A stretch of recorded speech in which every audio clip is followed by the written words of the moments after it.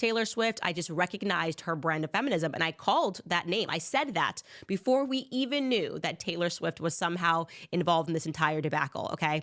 So let's just tell you how she is involved, because that's incredible. I can't believe I called it that accurately. But so essentially, to remind you, Wayfarer Studios, okay, is Justin Baldoni's production company.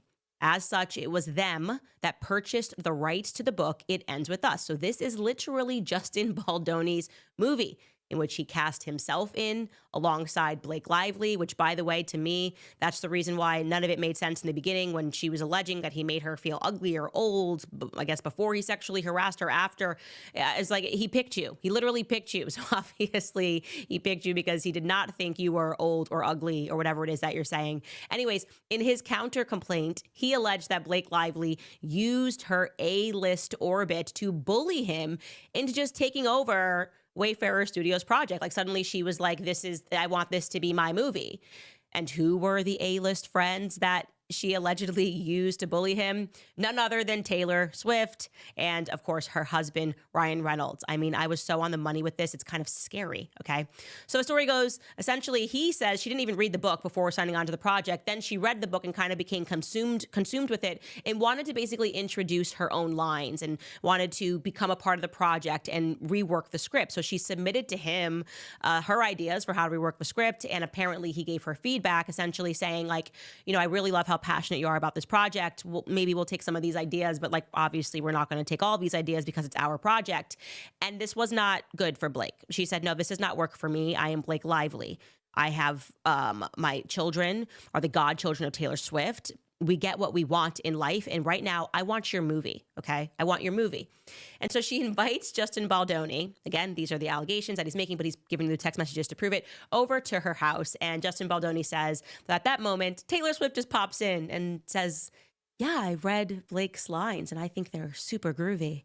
Super groovy lines. I love this. I said groovy. I just felt like that's something Taylor Swift might say.